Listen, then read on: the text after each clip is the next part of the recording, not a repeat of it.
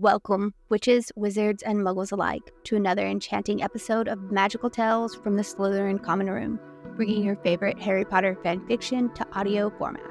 So sit back, relax, and Accio headphones, and let the magic begin. Two Weddings and a Manhunt by Deydralinne. Chapter 4. August 2nd, 2003. They had congregated in the hotel suite Hermione and Draco had awoken in that morning. Blaise had watched the video of their wedding and exclaimed on several occasions that for two people who were both considered rather intelligent, that they were fucking idiots. The evidence of proper vows was going to add to the difficulty of reversing their little mistake. Gregory, who had spent a great deal of time in the shower, also claimed to have no memory whatsoever of the previous night, or how he ended up as a gorilla. But he had somehow acquired a rather unexplainable tattoo on his left butt cheek of a King Muggle playing card wearing a cowboy hat that he spent a long time trying to scrub away in the shower before realizing it was permanently fixed to his body. It seemed to be something that would remain unanswered, and after Hermione had ordered all of them all more food, they set up trying to figure out how to get home. "We will have to get in touch with the embassy," Draco grumbled. "Sure, except we're in Muggle Las Vegas, in a different country, with no knowledge of their wizarding government. Seriously, Theo, did you really not plan a way home?" Blaise asked.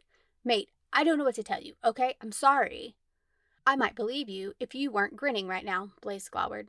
"Look, in any case, it's getting dark out, and I think it's probably unadvisable to go traipsing around the city without any clue on where we are going, especially when that clearly worked out so well for us last night. Zabini, I know you would like to get back to England quickly, but I think it's obvious we will be here for at least one more night. Now that we are all reunited, we can spend the day tomorrow coming up with a plan on how to get us all home, and Malfoy and I divorced. I'm guessing that it's not as simple as getting an annulment," Hermione sighed, cracking one of the red cylinders and taking a sip. "A what?" Draco raised an eyebrow. "It doesn't matter. It's obviously a Muggle thing," Hermione shook her head.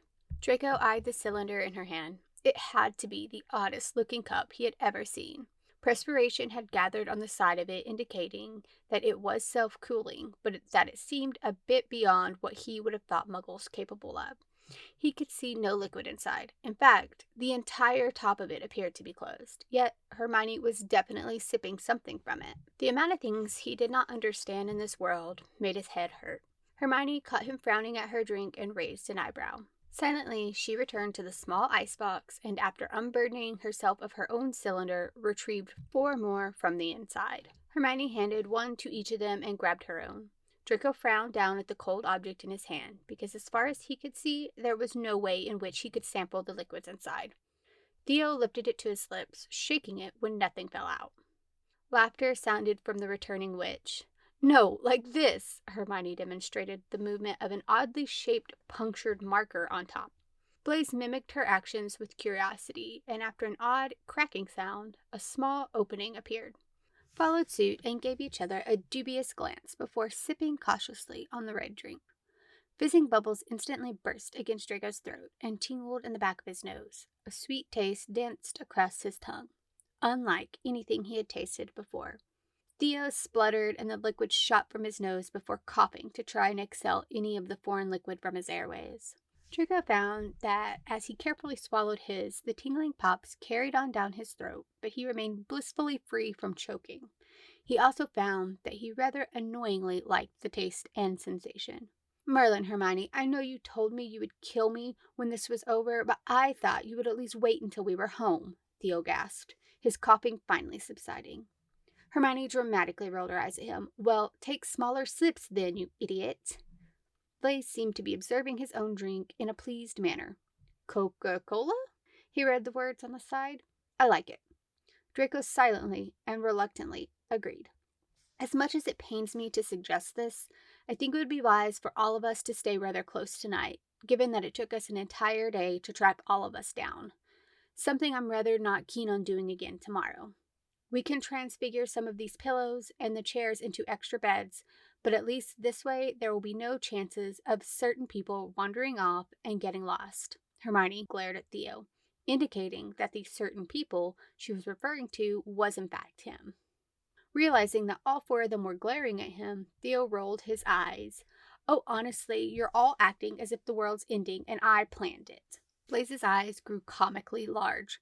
Theo, I'm supposed to be getting married in less than 72 hours, and we have no idea how to get home, he yelled. Regardless, I think Granger is right, Gregory stated. Malfoy, Theo mumbled in correction, but quickly looked away as Draco and Hermione both shot him warning looks his way. So, with that settled, Hermione got to work with making extra beds. Theo, go get the pillows from your room. You Malfoys could always use that room if you would prefer the privacy to fornicate again, Theo quipped. Hermione, though, had clearly had enough, and Theo had clearly not thought it through because her wand was still in her hand. And a moment later, his body fell stiff to the ground in a body-binding curse. Gregory stared wide-eyed at him. You're rather scary, you know that? Brilliant, but scary. He slowly cautioned a glance her way. Draco had to agree as he stared down at one of his oldest friends lying face down on the ground, mumbling incoherently. What does he mean again? Please, please, for the love of Merlin, tell me you two did not have sex last night. Blaze pinched the bridge of his nose in exasperation. Draco couldn't bring himself to deny it. While the thought made him dizzy with regret and created a tightened feeling in his chest, while he had no memory of it occurring, they had both woken up very naked and very much in the same bed. Hermione was as quiet as he was, and after being met with several minutes of silence, Blaze opened his eyes, looking bewildered between them. I can neither confirm nor deny, Hermione finally offered. Her cheeks turned a brilliant shade of red that would put the Weasleys to shame. Unbelievably stupid, Blaze mumbled as he snatched Theo's room key from his stiff hands and stormed out into the hallway. Silence ensued as Gregory awkwardly stared at the floor and Draco and Hermione looked anywhere but at each other. Eventually, Theo broke the silence with another one of his incoherent mumbles. Oh, shut up, Theo, Hermione snapped before storming into the bathroom and slamming the door. Draco sighed and walked over to his friend. He tried to ignore the feeling of pride as he nudged his friend with his foot, rolling him onto his back, so at the very least he wouldn't suffocate. He smirked down at his friend, who stared back at him expectantly. You deserved this, Draco stated, before going to find and help Blaze.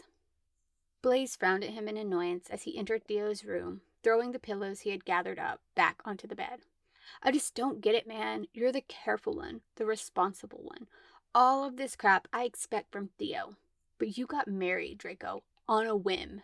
Granger was raised in this world. I don't expect that anyone has taken the time to explain the seriousness of marriage in the wizarding world.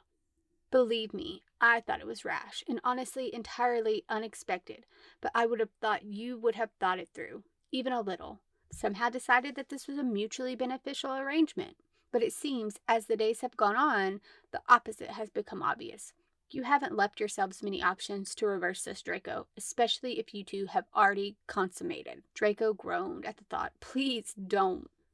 Blaze sighed and offered his friend a look of sympathy. Look, I'm just saying, I think you should consider the possibility that this may be permanent. You haven't left yourselves much wiggle room in an already incredibly small opening to get out of this. Draco helped gather the pillows in silence. The words, this may be permanent, burned in the forefront of his mind. He hadn't wanted to think about that possibility, the possibility that he may be tied to Granger forever. Granted, she was an attractive woman, but she also made his blood boil. They had too much bad history. It was a recipe for disaster. It was bloody Granger for Merlin's sake. He wished he could recall what had led them to the stupid decision to elope in the first place. It seemed they had all agreed that enough had been said because no one said a word for the rest of the evening. Blaze had shoved a pillow under Theo's head and thrown a blanket over him, but it seemed they all were rather reluctant to reverse the body-binding curse. Hermione was still shut away in the bathroom, which frankly allowed Draco to relax slightly. Blaze claimed one of the transfigured beds and immediately settled down to sleep. Gregory had done the same. Being locked in small spaces with a group of animals had not allowed either of them to get much sleep the night before. Draco looked between the queen bed and the couch. He chose the couch. There was no way he was getting into that bed again. He allowed the darkness to suck him into the world of sleep, praying that tomorrow would bring some solutions. August 3rd, 2003. There was a loud bang that woke Draco with a start. Panicked, his eyes flew around the room to find the danger. They had landed on a very angry-looking witch in the doorway, and he swallowed nervously. She, however, was too busy glaring down at the sprawled-out form of Theo who had at some point been released from his body bindings but had remained on the floor. Theo stared wide-eyed back at her, color draining from his face as he tried to cower under his blanket. "You," the witch glowered. "Astoria?" Blaze stared in shock at his fiancée. "Theodore, Euripides, not. I swear to Merlin, I will kill you," Astoria ground out. "Astoria? What? How are you here?" Hermione spluttered from her place on the bed. Astoria looked at her as if she had grown a third head. "Because you frickin' owled me, Granger," she shrieked. "Malfoy," Theo mumbled in correction. Astoria's eyes flew back to him. Marching forward, she yanked the pillow out from under his head and started whacking him repeatedly in the face with it. "I whack, don't whack, want whack, to whack, here, whack, a whack, damn, whack, word, whack, out, whack, of, whack, your, whack, frickin' whack, mouth, whack. Ow, ow, ow, okay, Merlin, okay." Theo's hands flew up to protect his face from further assaults. "I owled you?" Hermione asked in astonishment. Astoria stood and straightened her dress and smoothed her curls again. She looked around their group in bewilderment. "Yes, with a very confused and scared owl you seem to have commandeered from a muggle zoo. Poor thing had no idea what was going on. You charmed it to fly to my estate. Do you not remember?" Hermione shook her head, and Astoria sighed and pulled out a rolled-up piece of paper, holding it out towards her. Hermione, Draco, Blaze, and Gregory all scrambled towards her to read it. Theo, finally seeming to understand his position, remained fearfully glowering up at Astoria from his spot on the floor. The note reads, "Astoria, soon to be Zabini. That has a nice ring to it. Congratulations. Oh, right, it seems we are in need of your help. Theo hijacked the portkey to your husband's lads' weekend of posh nonsense. He also kidnapped me. It's Hermione Granger / Malfoy, by the way. Side note, Draco and I got married, like an hour ago actually, so congratulations to both of us, I guess." Anywho, the Muppet for Brains didn't think this through very well, which Draco says is exactly why he is best man, not Theo. He hasn't arranged a portkey home and has no idea where the magical embassy is here. I've placed a tracking charm on this letter so you can find us and send help. Please and thank you. Also, I stole this owl from the zoo. Shh, don't tell anyone. But it's a muggle owl. I've placed some charms on it to find you, but it's probably going to be very tired. And so maybe you don't let it go until it's had some num-nums. Malfoy. Hermione was staring wide-eyed at the letter. Blaze and Draco both slowly turned to look at her. Gregory started laughing. It boomed through the room as he shook his head and stood upright again. "Oh, man." He disappeared into the bathroom and shut the door, his laughing echoing from the other side. Blaze stood and sheepishly looked at his bride-to-be. "Astoria, my love, you have no idea how thrilled I am to see you. But please tell me you have a way to get us home again," he asked nervously. She scowled in his direction. "Of course I have a way home," she snapped. Her scowl quickly turned towards Draco and Hermione. "Seriously, you two? Married?"